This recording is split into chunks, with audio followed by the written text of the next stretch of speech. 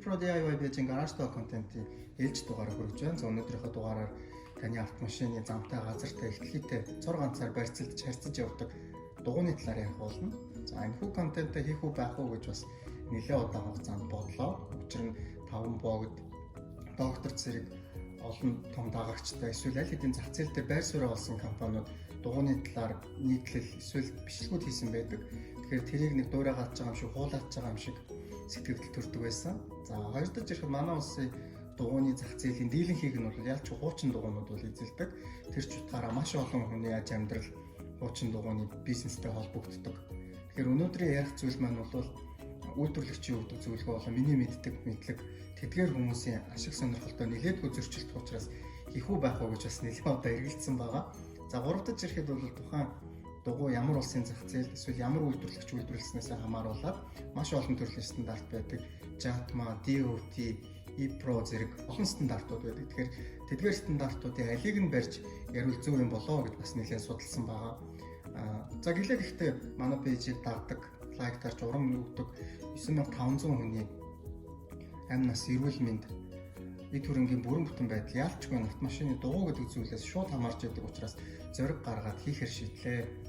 За магадгүй та манай бичлэгийг анх удаа үзэж байгаа эсвэл бидний талаар анх удаа мэдж байгаа байж магадгүй. Та Facebook-ийн хайлт хэсэгт Pro DIY гэж хайгаад үзээрэй. Ер нь манай пэйж болвол та өөрийнхөө орчин тойрныг өөрийн гараар сайн сайхан болгож засч залруулах дуртай. Мөн дээрээс нь сошиал орчноос соёлтой сонирхолтой мэдээллийг бусдад түгээх дуртай хүн бол бид нарыг заавал дагаарай гэж та бүхнээс хүсье. За өнөөдөр та бүхэндээ зориулаад 3 төрлийн дугуй бэлдсэн байна. За хамгийн баруун талаасаа бол 100-ны хийтэй дугуй. За голын дугуй бол 100-ны хийтэй боловч LT буюу даацын дугуй байгаа. За 4 улирлын гэж ярьдаг MS тэмдэглэгээтэй дугуй болон 2 өвлийн дугуйг бэлдсэн байна. Хэрэг магадгүй та тун удахгүй дугуйгаа өвлийн дугуйгаар ч юм уу дугуйгаар солихоор төлөвлөж байгаа бол манай контентыг дуустал үзээрэй гэж хүсье. Мөн таны эргэн тойронд ч гэсэн дугуй хөдөлж авахар төлөвлөж байгаа найз нөхөд байх юм бол түүндээ бас шеэр хийж түгээгээрэй гэж та бүхнээс хүсмээр байна. Автомашины дугуй маань ямар улсын зах зээл, ямар үйлдвэрлэгч үйлдвэрлэснээс хамаарат маш олон төрлийн стандарт байдаг гэж ярьсан. За тэгэхээр өнөөдрийнхөө контентыг JATMA буюу Japan Automobile Tire Manufacturer Association, Японы автомашины дугуй үйлдвэрлэгчдийн холбооноос гаргасан энэхүү стандартыг удирдлага болгож та бүхэндээ хүргэе гэж бодож байна. За ямар ч дугуй, ямар ч үйлдвэрлэгч үйлдвэрлэсэн байсан гэсэн тухайн автомашины дугуйг ISO буюу олон улсын стандартын дагуу тухайн дугуйны хэмжээсийг бичгийг шаардсан байдаг. За энэ дугуйны хувьд бол 215, 55, R17, 94V гэсэн тэмдэглэгээтэй дугуй байна. За тэгэхээр 215 гэдэг маань бол тухайн дугуйны бол өргөний хэмжээг илэрхийлнэ гэсэн үг. Тэгэхээр 215 мм буюу 21.5 см. За 55 гэдэг маань тухайн өргөнтэй харьцах өндрийн хэмжээ гарч ирнэ. Дугуйны side wall буюу бөөрч гэж ярьдаг те. Дугуйны энэ хажуу ханны өндөр байгаа.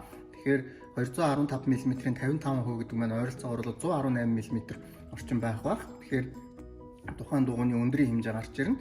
За R гэдэг маань бол тухайн дугуйны бүтцийг илэрхийлдэг. Радиал буюу тухайн дугуй маань бол ийм хөндлөн бэхэлгээнүүдтэй буюу тий нийлэг гэдлээр хийсэн хөндлөн бэхэлгээнүүдтэй байдаг. За ойролцоогоор суудлын автомашины 98 орчим хувь нь бол ийм радиал дугуйтай байдаг байна. За bias дугуй гэж байдаг. Тухайн хөндлөн холбооснууд нь хөндлөн биш ийм хоорондоо хэрэгч юм уу эсвэл гурвалжин өнцөг хийгдэж холбогдсон дугуйнуудыг бол bias тэмдэглэгээ буюу бигээр тэмдэглэх бол байдаг. За хүмүүсийн хувьд нэг характер оошоож анзаардгүй нэг зүйл байдаг. Тэрний артлын 94V гэдэг тэмдэглэгээ байдаг. За 94 гэдэг том маань бол өөрөө тухайн дугуйны load index буюу даац авах чадрыг илэрхийлж байдаг.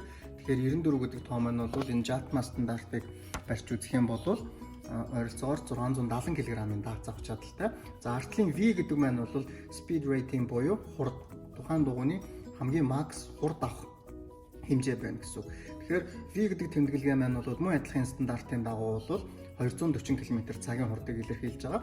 Тэгэхээр энэхүү том маань юуг илэрхийлэх вэ гэх юм бол тухайн дугуй цоо шинээр үйлдвэрээс гарсан байх үедээ бол 670 кг-ын даацыг аваад макс 240 км хүртэл аюулгүй явна гэдэг үзүүлэлтийг илэрхийлж байгаа. За гэлээ гэхдээ энэ маань бол яалтчгүй цоо шин дугуйн дээр тавигддаг стандарт учраас жилээс жилд бол энэхүү даац эсвэл энэхүү хурд маань буурна гэдгийг та хэд маань анхаарах хэрэгтэй. Магадгүй та хол газар зуны улиралт ч юм уу, хол газар өндөр хурдтай явдаг бол эдгээр тоог тэр JATMA стандартын дагуу сонгох юм бол таны амь нас эрүүл мэнд бол илүү баталгаатай авах болно гэж хэлмээр байна. Дараагийн маань дугуй бол миний өөрөө хувь хүний айгүй их сонирхдаг брэнд буюу Yokohama үйлдвэрлэгчийн дугуй байгаа.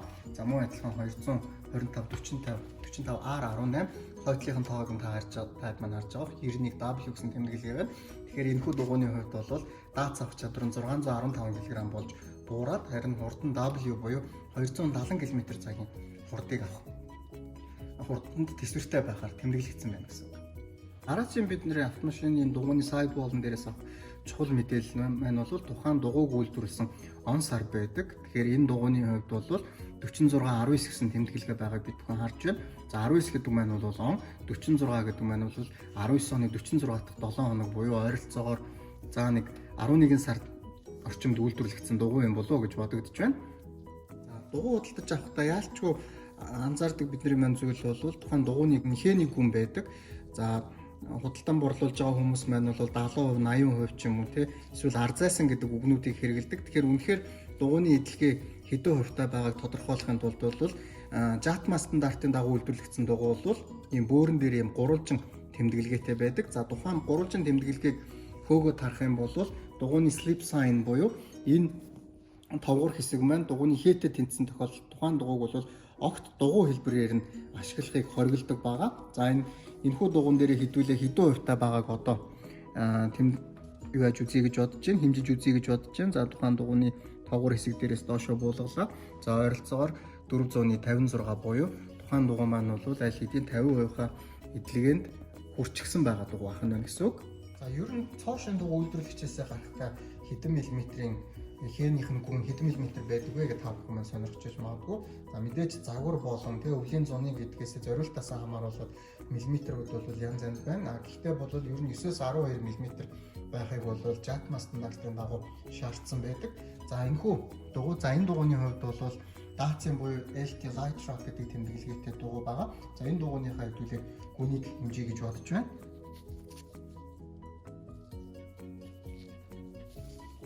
За энэ дугуйны хувьд бол 923 мм-ийн зузааныг зааж байна. За нэг нь LT буюу Light Truck гэдэг дугуйны төрлийн талаар ярьсан дээр яриа явчих. За энэ маань бол Datsun буюу дунд оврын одоо баг дунд оврын ачааны болон хагас ачааны микроавтобус мөн одоо том пикап загварын ер нь бол ачааны зориулттай машинууд тавьдаг.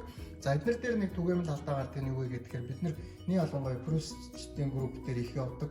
Дугуйгаа өндөрлөх гэж нэгээд хайс ч юм уу караван загварын нөгөө ээлтэй загварын дугуйнуудыг тавьчихдаг. Тэр маань эсрэгээрээ таны машиныг өндөр болгож байгаа юм шиг боловч явахын дангийг бол хамгийн ихээр гэмтээдэг байгаа. Дараагийн маань дугуй бол M дээр нэмэх нь S буюу Modern Snow гэж ярьдаг. За энийг бол дөрвөн улирлын дугуй гэдэг англиар явна гэсэн үг. За дөрвөн улирлын дугуй маань бол ямар нөхцөлд хамгийн тохиромжтой байдаг вэ гэх юм бол өвөл хитрхи их удирдаггүй ч юм уу те 100 тэгтлэх агм халуун болдгоо нөхцөл одоо Европын холбооны орнуудад ихэвчлэн зориулагдсан стандартын дугуй гэж тооцогддог. Тэгэхээр бол одоо өвлийн дугуй шиг цасан сайн биш, эсвэл зуны дугуй шиг одоо халуунд асфальтан дээр тийм сайн биш гэсэн үг. Гэлээ гэхдээ бол жилийн дөрвөн улиралд хэрэг тухайн бүс нутгийн маань цаг уурын онцлог сайн байх юм бол хэрэглээд авах болцоотой дугуй байх нь. За зарим тохиолдолд бол M дээр нэмэх нээсийг дөрвөн улирлын буюу өвөл тавих тохиолдол байдаг. Тэр бол яг манай Монголын нөхцөлд бол тийм их сайн буюу тийм их зөв зүйл гэж бол би хувьдаа боддог. Дараагийн маань төрлийн дугуй бол одоо яалтчгүй улирал нь ирж байгаа учраас өвлийн дугуй байна. За өвлийн дугуй маань бол ямар тэмдэглэгээтэй байдаг вэ гэдэг хүмүүс янз янзаар тайлбарладаг. M дээр нэмэх нээс, дээрээс нь юм хөөрхөн өвлийн өвгөн болон цасан ширхгийн зурагтай бол тухайн дугуйг өвлийн дугуй гэж танилцуулах тайлбарлах тохиолдол байдаг. За JATMA стандартынхаа дагуу бол энэ өвлийн өвгөн ч юм уу те энэ цасан ширхгийг бол заавал тавихыг бол үүрэг болгодгоо. Харин statless гэдэг бичгийг тавихыг шаарддаг байгаа. За statless гэдэг маань өөрөө юу гэсэн үг вэ гэх юм бол шпилкгүй буюу хадаасгүй дугуй гэдэг утгыг илэрхийлдэг.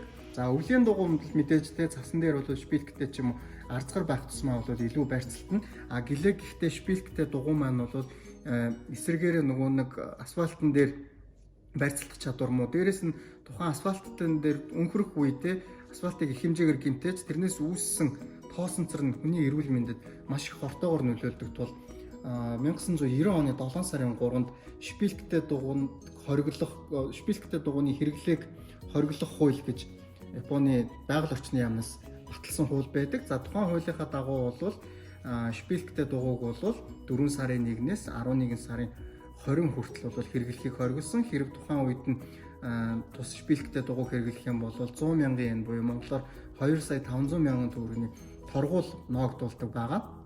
Тэгэхээр бол ихэнх үйлдвэрлэгчдэн нар болон ихэнх хэрэглэгчдэн нар маань бол шпилтгүй буюу ийм арзгар өвлийн дугуйг бол сонгож хэрэглэх болсон. За тэгвэл өвлийн дугуйн дээр бол нөгөө зуны дугуйгаа бодвол бас нэг харах анзаарах зүйл байдаг. За энийг бол stateless дугуйны платформ гэж нэрлэдэг. За энийг бол хүмүүс энэ хээтэйгээ зэрэгцэхээр 50% орсон буюу 50% өвлийн дугуй гэж ярьдаг бол үйлдвэрлэгчээс энэхүү тэмдэгтээ тухайн хээ тэнцсэн бол тухайн дугуйг бол өвлийн дугуй биш зуны дугуй хэлбэрээр ашиглах болно гэж үздэг. За мэдээж энэ зэрэгцээ хажууд нөгөө sleep sign буюу за энэ хээндээ өрөх юм бол тухайн дугуйг бол огт хэрэглэж болохгүй гэдэг заалтууд байгаа. За өвлийн дугуйн дээр бол бас мөн адилхан M дээр нэмэх нь S гэдэг тэмдэглэгээ байдаг. Тэр нь ямар учиртай вэ гэх юм бол нөгөө нэг платформ нь 50% орсон үед зуны дугуй хэлбэрээр ашиглаж болно гэдэг утга санааг илэрхийлдэг байгаа. За өвлийн дугуйг бид нар худалдаж авахдаа саяны платформ дээр хэсэг дээш миллиметрийг харахаас гадна хатуулаг буюу хатуу зөөлөн чанарыг харах хэрэг болно гэсэн үг. За мэдээж мянга тухайн бас хөгжилтэй соёлтой байлаа гэд бол хэрэгжилж болох зүйлээ бол хайна гэж бол байхгүй. Тэгэхээр бид нар яалтчгүй одоо өөрсдийнхөө юу гэнтэй мэдрэх зүн совинд итгэхээс өөр аргагүй байдалд үүснэ гэсэн үг. За ер нь бол өвлийн дугуй маань бол цас болон мөсөн дээр ice pan гэдэг зүйл дээр барьцалдаж явах зорилттой байдаг учраас хийн маш их зөөлөн байхыг шаардна. Мөн дээрэс нь энэ жижиг ховлууд те эдгээр маань бол нөгөө мөсний талсттай барьцалдуулахын тулд ийм жижиг ховлуудыг хийсэн байдаг. За ер нь хуулиараа бол буюу эсвэл үйлдвэрлэгчээс тухайн платформ дээрээс хэдийн хэмжээний өндөр байх юм бол зөвшөөрөгдөхгүй гэх юм бол 1.6-аас дээш байхыг шаардна. За тэгэхээр хэдүүлээ энэ дугуйны хувьд хэд байгааг хэмжиж үзье. За энэ дугуйны хувьд бол тухайн платформ гэдэг зүйл дээрээс 3.4 мм-тэй гэж тооцох нь байна. Тэгэхээр энэ бол хүн болгон бид нар жишээлбэл юм багжгүй учраас нарийн хэмжих болцоогүй. Тэгэхээр бол та тухайн дугуйныхаа одоо хээний зөөлөн байдлыг сайн шалгаж аваарай. За ямар ч дугуйны хувьд өвлийн байна уу, зуны байна уу бас үл хамааран тухайн дугуйны насжилт гэдэг зүйл бол нэлээд чухал байдаг. За өөрийнхөө түлхүү хэрэгэлдэг Yokohama ч юм уу Dunlop зэрэг брэндүүдийн одоо үйлдвэрлэгчээс өгдөг зөвлөгөөг харахад бол өвлийн дугуйн дээр бол 4-6 жил, за зуны буюу энгийн хийтэй дугуйн дээр бол 5-7 жил бол хамгийн дээд насжилтын хугацаа гэж зааж өгсөн байдаг. Тэгэхээр хэрэв та хэдмэн автомашины дугуй сонгох гэж байгаа бол тухайн бөөрөн дээрх байгаа үйлдвэрлэсэн онцлогыг ажиглаж худалдаж аваарай гэж зөвлөе. За мөн хийний талаар хүмүүс нэлээд асуудаг. Азотоор хийсэн зүгээр үү эсвэл энгийн хий зүгээр үү гэдэг тийм. Тэгэхээр ер нь мэдээж та өөртөө аль эвтэхнэр хийсэн зүгээр бах. Гэхдээ бол ямар ч үйлдвэрлэгчийн хэрэглэгчтэй өгдөг зөвлөгөөн дээр заавал азотоор хийлнэ эсвэл энгийн хийгээр хийж болохгүй гэдэг заалт бол байдаггүй байгаа. Тэгэхээр хүн өөрийнхөө сонирхолтой тааруулж хийж болно гэсэн үг. За азот гэдэг маань өөрөө яадаг вэ гэх юм бол хүнд агаарын хөлгүүд те буух суух үедээ асар их хэмжээгээр тухайн дугуй даралт авдаг, халдаг тийм агаарын хөлгийг бол хийлдэг. За энгийн суудлын автомашин дээр бол drag race ч юм уу те дрифт хийдэг тийм автомашин бол яалтчгүй азотоор хийлдэг. Учир нь азот маань өөрөө харьцангуй энгийн агаараа бодвол хуурай, дээрээс нь температурын нөлөөлөлт бага өртдөг учраас бол азотыг зөвлөдөг. За Toyota-д ажилладаг байх үед бол манай хамгийн шилдэг азотоор баяжуулдаг KTC-ийн багаж хүртэл агаараас 91% хүртэл азотоор баяжуулдаг байсан. Тэгэхээр бидний амьсгалдаг агаар 78% гэж үзэх юм бол нэмэх 12%-ийг л нэмэх боломжтой байдаг байсан. За яалчгүй зөөхөн тохиолдолд нөгөө after drag race эднэр хийдэг те саглт тавьдаг 86 эднэртэй залуучууд илүү их одоо хөнгөн хийгээр хийлүүлмээр байна ч юм уу.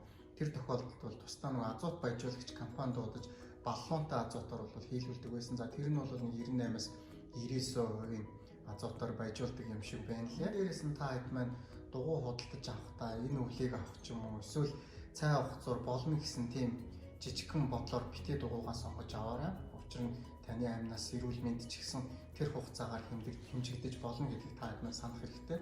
За температурын нөлөөллөөс хамаарч дугуйны маань бүтэц болон барьцлах чадвар мууддаг байгаа. Тэгэхээр агаарын температур болон гадаргын температур нэмэх 7 градусаас доош орсон тохиолдолд бол аль болох өвлийн буюу өвлийн хийтэй дугуйг сонгож хэрэглээрэй. Мөн хэрв нэмэх 7 градусаас дээш температуртай болсон тохиолдолд зуны буюу энгийн хийтэй дугуйг хэрэглээрэй. Энэ нь таны дугуйны эдлэгийг 2 дахин хэмнэж өгнө. Мөн таны амь насыг бас 2 дахин баталгаатай болгож өгнө гэдгийг бол та хэд санаж авах хэрэгтэй. Өнөөдрийнхөө контентыг энэ хүрээгээд өндөрлөе гэж бодож байна.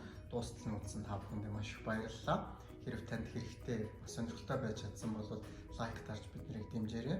Мөн хэрэгтэй хүнд нь түгээхт нь тусалж шеэр хийгээрэй гэж та бүхнээс хүсье. За өнөөдрийн контентын хандлтыг харж байгаад хэрв хандлт сайн байх юм бол автомашины дугуйны обуудны стандарт болон түн дээр байдаг тэмдэглэгээ J, double J ч юм уу эсвэл offset, inset зэрэг тэмдэглэгээнүүд байдаг. Тэрний талаар тусдаа контент хийхэд бэлэн байна. Гэхдээ мэдээж та бүхний маань хандлт маш чухал. За мөн та бүхний маань ирж байгаа шинэ 7 хоногт ажил үйлсэд нь амжилт хүсье. Баярлалаа, баяртай.